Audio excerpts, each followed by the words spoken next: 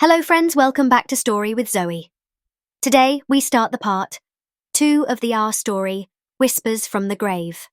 यूं क्षण की परछाई के मिटते ही सुरंग में पसरा सन्नाटा टूटने लगा।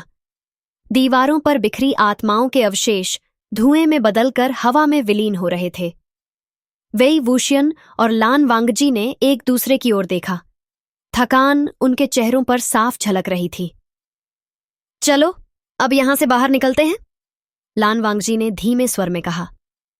वे सुरंग के बाहर जाने लगे, लेकिन जैसे ही वे प्रवेश द्वार के पास पहुंचे, वेई वूशियन के कानों में किसी की धीमी फुसफुसाहट सुनाई दी। मैं आऊंगा। उसने तेजी से पीछे देखा। क्या हुआ? लान वांगजी ने पूछा। वेई वूशियन कुछ देर वहीं खड़ा रहा, फिर सिर हिलाकर बोला, कुछ नहीं, चलो बाहर चलते हैं। जब वे दोनों गांव लौटे तो हालात पहले से ज्यादा खराब हो चुके थे। गांव वालों के चेहरे डर से पीले पड़ गए थे।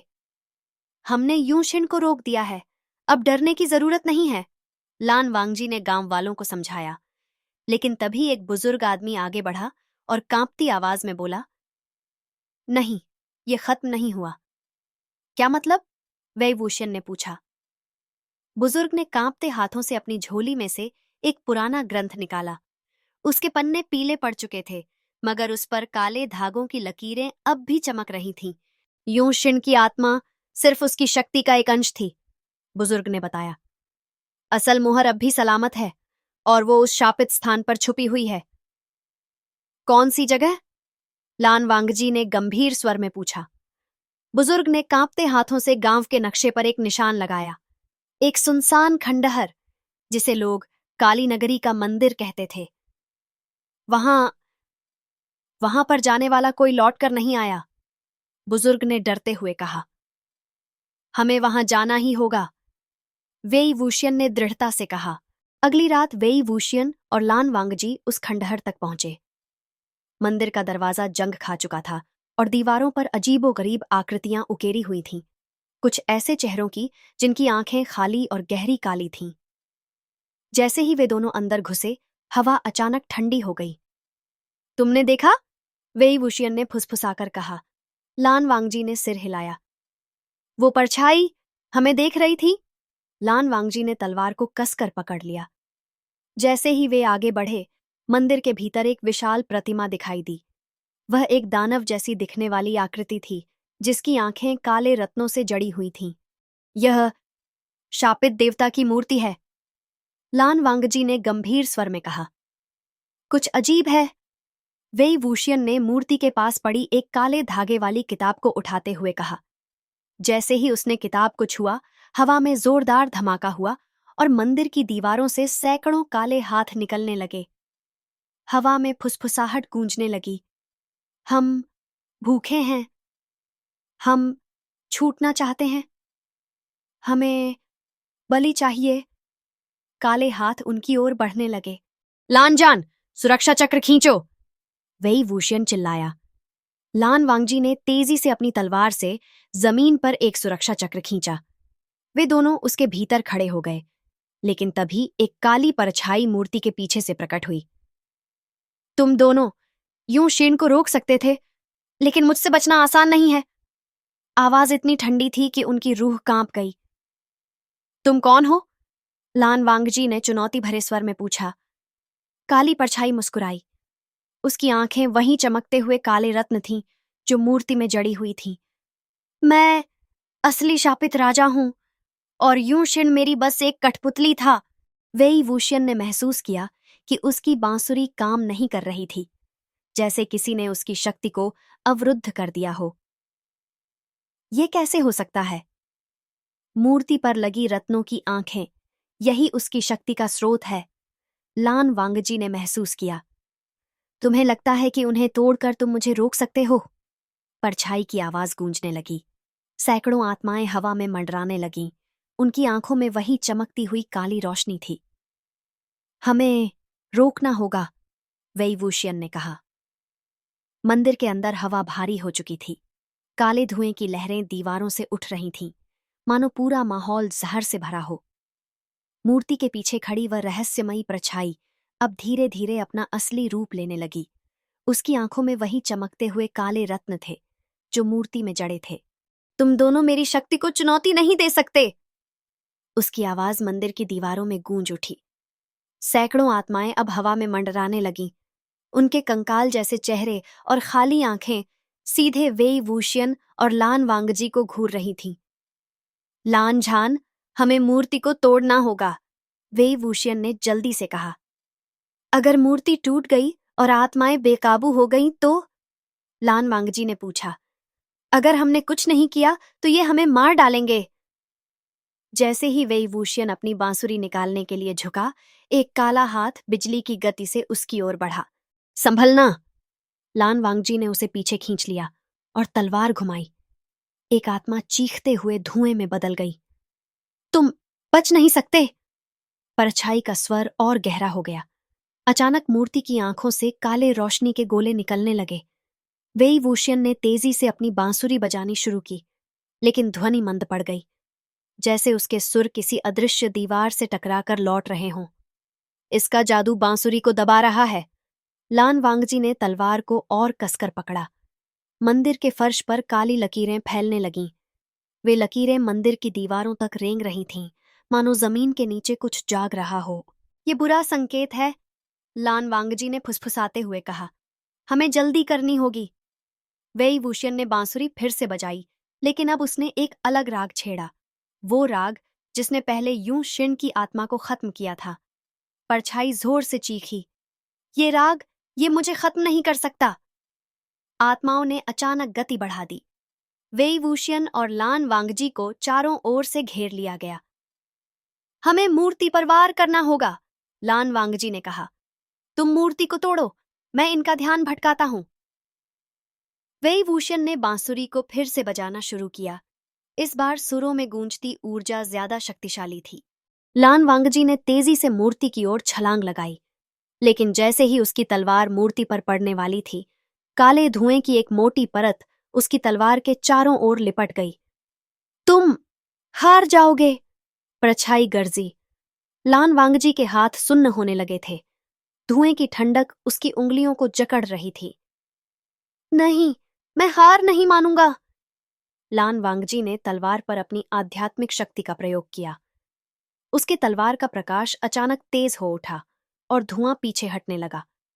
अब! वेई वूशियन चिल्लाया। लान वांगजी ने पूरी ताकत से तलवार मूर्ति की काली रत्न वाली आंखों पर दे मारी। रत्नों के टूटते ही एक जोरदार चीख गूंजी, इतनी भयानक कि पूरा मंदिर कांप उठा। परछाई हवा में मटमैले धुएं में बदलने लगी और मंदिर की दीवारों से टकराकर चीखती रही। तुमने मुझे हराया नहीं है। आवाज धीरे धीरे मंद पड़ गई। काली लकीरें फर्श पर पिघलकर गायब हो गईं। मंदिर की दीवारें अब ठोस पत्थरों जैसी लग रही थीं और हवा में फैला अंधकार साफ हो गया था। हमने कर दिखाया, वेई वूशियन ने थककर जमीन पर बैठते हुए कहा। लान वांगजी ने मंदिर के दरवाजे की ओर देखा। बाहर से गांव वालों की आवाजें सुनाई दे रही थीं। अब वे सुरक्षित हैं, लान वांगजी ने कहा। हाँ, लेकिन मुझे लगता है कि यह कहानी अभी पूरी नहीं हुई है, वेई वूशियन ने गंभीर स्वर में कहा। मंदिर के खंडहर अब सन्नाटे में डूब चुके थे। दीवारों पर जलती हुई मशालों की रोशनी थरथरा रही थी, जैसे खुद आग भी इस जगह से भाग निकलने की कोशिश कर रही हो। वेई वूशियन और लान वांगजी मंदिर के बीचों बीच खड़े थे, जहां वह टूटी हुई मूर्ति बिखरी पड़ी थी। टूटी मूर्ति के नीचे कुछ चमकती हुई चीज झिलमिला रही थी। ये क्या है? वेई वूशियन ने आगे बढ़कर उसे उठाया। वह एक पुराना मटमैला पत्र था। किनारों पर सूखे खून के धब्बे लगे हुए थे। शायद ये शाप का राज खोल सकता है, लान वांगजी ने गंभीर स्वर में कहा। वेई वूशियन ने पत्र को ध्यान से पढ़ना शुरू किया। जो कोई भी इस पत्र को पढ़ रहा है, जान ले कि यह मंदिर सिर्फ एक पूजा स्थल नहीं, बल्कि एक शापित राजा का बंदी गृह है। राजा फूलियान ने इस मंदिर में काले जादू का प्रयोग कर अपनी आत्मा को अमर बना दिया था। उसे पराजित करने के लिए उसके दिल का हिस्सा एक विशेष तावीज में बंद किया गया और इस मूर्ति में छिपा दिया गया। यदि यह तावीज कभी नष्ट हुआ तो राजा फिर से जाग उठेगा और तबाही मचा देगा। वेई वूशियन का चेहरा फक पड़ गया। मतलब मूर्ति के टूटने से हमने राजा को आजाद कर दिया है? हाँ, और वह अब कहीं भी हो सकता है, लान वांगजी ने चिंतित स्वर में कहा। अगली सुबह वेई वूशियन और लान वांगजी गांव लौटे तो वहां अजीब सी बेचैनी फैली हुई थी। गांव वाले इकट्ठा होकर किसी बात पर चर्चा कर रहे थे। क्या हुआ? लान वांगजी ने पूछा। एक बुजुर्ग कांपती आवाज में बोला, कल रात हमारे 3 लोग लापता हो गए और खेतों में जानवरों के शरीर मिले हैं। उन पर अजीब निशान थे। ये राजा फूलियान का काम हो सकता है, वेई वूशियन ने फुसफुसाते हुए कहा। वेई वूशियन और लान वांगजी ने खेतों की तरफ जाने का फैसला किया। वहां की मिट्टी पर गहरे खून के धब्बे फैले हुए थे, जो एक पतली पगडंडी की ओर बढ़ रहे थे। शायद ये रास्ता हमें राजा फूलियान तक ले जाए, लान वांगजी ने कहा। वे दोनों तेजी से उस रास्ते पर बढ़ने लगे। रास्ता घने जंगल की ओर जा रहा था, जहां अंधेरा पेड़ों के बीच छिपा हुआ था। जैसे ही वे दोनों जंगल के भीतर पहुंचे, हवा ठंडी हो गई।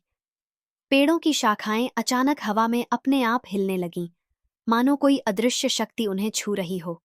ये जगह सामान्य नहीं है, लान वांगजी ने तलवार निकालते हुए कहा। अचानक पास की झाड़ियों से एक विकृत भयावह चेहरा झलक पड़ा। उसकी आंखें गहरी काली थीं और होठों के कोनों से सूखा खून टपक रहा था। वो राजा फूलियान का सेवक है, वेई वूशियन चौंकते हुए बोला। सेवक ने भयानक आवाज में गुर्राते हुए उन पर छलांग लगाई। लान वांगजी ने तेजी से तलवार घुमाई, लेकिन वह परछाई की तरह गायब हो गया और दूसरी ओर दिखाई दिया। ये बहुत तेज है। वेई वूशियन ने अपनी बांसुरी को होठों तक ले जाकर एक शक्तिशाली सुर छेड़ा। आवाज जंगल में गूंज उठी और वह परछाई चीखते हुए झाड़ियों में जाकर गिर पड़ी। हमें जल्दी चलना होगा, राजा ज्यादा ताकतवर होता जा रहा है, लान वांगजी ने कहा।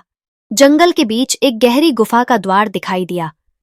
गुफा के अंदर से मटमैली रोशनी झलक रही थी और किसी के मंत्र पढ़ने की धीमी आवाज सुनाई दे रही थी।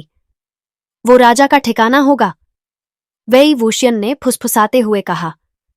वे दोनों सावधानी से गुफा में दाखिल हुए। अंदर दीवारों पर खून से लिखी हुई अजीब आकृतियां बनी थीं। गुफा के बीचों बीच एक काला पत्थर चमक रहा था, जिसके ऊपर किसी का धुंधला अक्स दिखाई दे रहा था। वह राजा फूलियान था। तुम मेरे रास्ते में मत आओ, उसकी आवाज गुफा में गूंज उठी। गुफा के भीतर गहरी शांति थी, लेकिन उस शांति में छुपी थी एक भयानक आंधी, जो बस फटने ही वाली थी। वेई वूशियन और लान वांगजी गुफा के भीतर धीरे धीरे आगे बढ़े। राजा फूलियान का विकृत चेहरा अब स्पष्ट रूप से दिख रहा था। उसकी आंखें जलती हुई लाल थीं और उसका पूरा शरीर काले धुएं में लिपटा हुआ था। तुम मुझे रोक नहीं सकते, राजा फूलियान की आवाज गहरी, गूंजती हुई और डरावनी थी। उसकी उंगलियों से काले धुएं की लहरें निकलने लगीं, जो सांपों की तरह हवा में लहराती हुई वेई वूशियन और लान वांगजी की ओर बढ़ रही थीं। सावधान, लान वांगजी ने तलवार घुमाते हुए काले धुएं को काट दिया, लेकिन धुएं के टुकड़े हवा में ही इकट्ठा होकर फिर से राजा फूलियान के इर्द गिर्द घूमने लगे। ये उसकी आत्मिक शक्ति है, इसे पूरी तरह मिटाना आसान नहीं होगा, लान वांगजी ने गंभीर स्वर में कहा। वेई वूशियन ने बांसुरी को होठों तक ले जाकर एक तीखा सुर छेड़ा। हवा में उसकी धुन गूंज उठी और गुफा की दीवारों पर अंकित रक्त लिपि चमकने लगी। राजा फूलियान के चेहरे पर एक दर्द भरी चीख उभरी। तुम जैसे मामूली इंसान मेरी आत्मा को नहीं मिटा सकते, वह गुर्राया और अपने दोनों हाथ फैलाते हुए गुफा के अंदर से हड्डियों के पिंजरों को जीवित कर दिया। गुफा की दीवारों में पड़ी हुई सूखी हड्डियां एक एक करके खड़खड़ाते हुए चलने लगीं। खाली आंखों वाले कंकालों ने अपने जंग लगे हथियार उठा लिए और वे दोनों की ओर बढ़ने लगे। ये तो मुसीबत है, वेई वूशियन ने चिंतित स्वर में कहा। हमें राजा फूलियान पर हमला करना होगा, वरना ये सेना खत्म नहीं होगी, लान वांगजी ने तलवार उठाते हुए कहा। वेई वूशियन ने बांसुरी पर एक और शक्तिशाली सुर छेड़ा। उस संगीत की लहरों ने मृतकों को धीमा कर दिया, लेकिन वे पूरी तरह नहीं रुके। मैं इसकी आत्मा पर हमला करता हूं, तुम उसका ध्यान भटकाओ, लान वांगजी ने फुसफुसाते हुए कहा। वेई वूशियन ने तुरंत बांसुरी से एक नई धुन छेड़ दी। यह धुन तेज, भयावह और रहस्यमयी थी। राजा फूलियान ने अचानक सिर थाम लिया और चीख पड़ा, बंद करो, ये धुन, ये धुन। उसी समय लान वांगजी ने अपनी तलवार पर एक शक्तिशाली मंत्र फूंका और तलवार को बिजली की गति से राजा फूलियान की छाती में भोंक दिया। गुफा बिजली के झटके से कांप उठी और राजा फूलियान ने भयानक चीख के साथ धुएं में बदलकर मिट्टी में समा जाना शुरू कर दिया। न ही, उसकी आवाज धीरे धीरे शांत हो गई। भूतिया शक्ति का अंत या नहीं? गुफा में सन्नाटा छा गया। मरे हुए कंकालों के पिंजर जमीन पर गिरकर बिखर गए। शायद हमने उसे खत्म कर दिया, वही वूशियन ने राहत की सांस लेते हुए कहा। लेकिन लान वांगजी का चेहरा अब भी गंभीर था। मैं नहीं मानता कि ये इतनी जल्दी खत्म हो सकता है, लान वांगजी ने फुसफुसाया। गुफा की दीवारों पर अंकित रक्तलिपि अब भी हल्की रोशनी में चमक रही थी, मानो कोई दबी हुई शक्ति अब भी वहां छुपी हो। उस रात जब वेई वूशियन और लान वांगजी गांव में लौटे तो माहौल में एक अजीब सी बेचैनी महसूस हो रही थी। ठंडी हवा चल रही थी और गांव का हर घर अंधकार में डूबा हुआ था। कुछ गड़बड़ है, लान वांगजी ने कहा। अचानक एक घर के दरवाजे के पीछे से खून टपकता हुआ दिखाई दिया। ये खून कहाँ से आ रहा है? वेई वूशियन ने धीरे धीरे दरवाजा खोला। अंदर का दृश्य देखकर दोनों के रोंगटे खड़े हो गए। फर्श पर एक परिवार के 5 सदस्य मृत पड़े थे। उनकी आंखें खुली थीं और उनके चेहरों पर खौफ जमी हुई थी। दीवार पर खून से लिखा था, मैं वापस आऊंगा। वेई वूशियन और लान वांगजी की आंखें दीवार पर लिखे उन रक्त रंजित शब्दों पर टिक गईं, मैं वापस आऊंगा। कमरे में पसरी हुई गहरी सर्दी उनके शरीर के भीतर तक उतर गई। वेई वूशियन ने झुककर मृत परिवार के सबसे छोटे बच्चे के चेहरे को देखा। उसकी आंखें अब भी भय और पीड़ा से खुली थीं। ये सब कैसे हुआ? वेई वूशियन के स्वर में चिंता थी। हमने राजा फूलियान को हराया था। तो फिर ये क्या है? लान वांगजी की आवाज में हल्की घबराहट थी, जो उसके स्वभाव के लिए असामान्य थी। वेई वूशियन ने दीवार के पास जाकर रक्तरंजित शब्दों को ध्यान से देखा। ये केवल एक संदेश नहीं है, उसने कहा। लान वांगजी ने भी दीवार का निरीक्षण किया और कहा, यह प्रतीक किसी जादुई मुहर जैसा है, पर यह पूरी तरह बना नहीं है। मतलब राजा फूलियान की आत्मा पूरी तरह खत्म नहीं हुई? लान वांगजी ने गंभीर स्वर में कहा। शायद उसकी आत्मा का कोई हिस्सा बचा रह गया हो।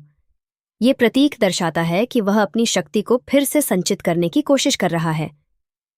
हमें उसके बारे में और जानना होगा, वेई वूशियन ने कहा।